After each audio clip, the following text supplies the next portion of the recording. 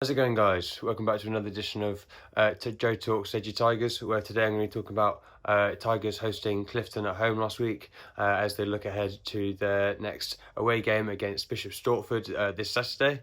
Obviously, Tigers and Clifton are two teams that have never met before on the rugby pitch, and so to some degree, neither knew what to expect from the other, I suppose. Tigers obviously weren't expecting much of a contest with the slightly different line-out they put out last week. Some of the usual subs instead making a start. Clifton themselves came to Park Lane in dead last place in the National One League, 3 consecutive losses, only to completely humble their hosts in a massive 30-41 upset. Spoke last week about what I expected from Clifton, and I've been proven completely wrong as well. I obviously didn't see them as much of a obstacle for the Tigers, and perhaps a nice springboard for them into the next tough match against Rotherham, so they could pick up an easy win and then carry that momentum into the following week. But it would appear I was completely wrong as well. Speaking of Rotherham, Clifton lost 40-15 to Rotherham in the week just gone, so hopefully Tigers can do better than them even, despite last week's result. To get into the game itself, first half saw 2 tries for Ben Gregory, the vice-captain of the Tigers, and a penalty for Roddy Glass, as well as tries from Matty Jones, Toby Hutchinson, and 2 from Brad Talbot for Clifton, to put the scores at 15-28 to the visitors at half-time. What's evident from Tigers' scores already is the utilisation of their bowling maul out of a line-out, something that they've used very effectively countless times in the past, and Ben Gregory picking up an easy 2 tries off the back of those to put some easy points on the board for the Tigers. That was perhaps testament to how Clifton were affecting Tigers' play, wherein their up-front and aggressive defence suffocated them out of making any expansive moves and getting the ball wide, and so forcing them to rely on the set piece to pick up the tries early on.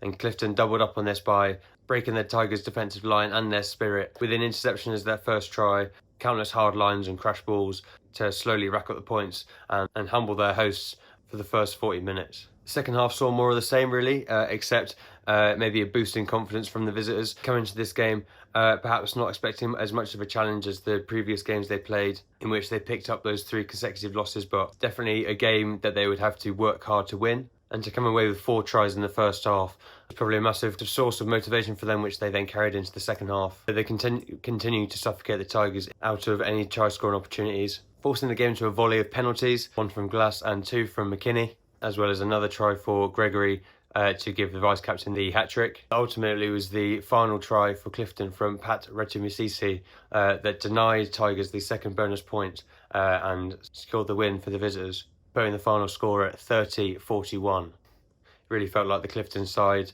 took advantage of perhaps some complacency the Tigers may have had about the bottom of the table team coming to play them in their own park, as well as bullying them a bit physically from early on to break their spirit and ultimately come away with the win. I had the chance to speak to the Clifton director of rugby, Matt Salter, after the game, and this is what he had to say. If not surprising result for Clifton here at Park Lane. Tell us what you made of it.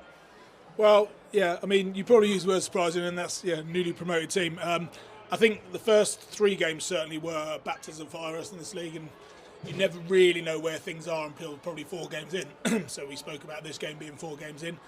Looking at the results, the first 3 sides we played are clearly decent sides amongst this league and high-level teams.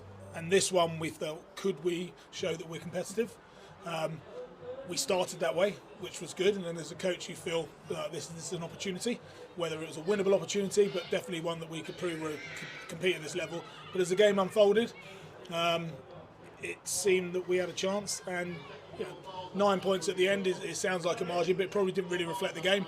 But ultimately we took those points at the end, which pushed the score ahead. But for us, it's just knowing that we can be competitive, and to get a win is obviously outstanding. So after a heartbreaking result for the Tigers over the weekend, they now look forward to their next away day against Bishops Stortford, now sitting in 8th place, while Stortford are at 9th, after they lost very heavily to Rotherham Titans last week as well. That game ended up 71-12.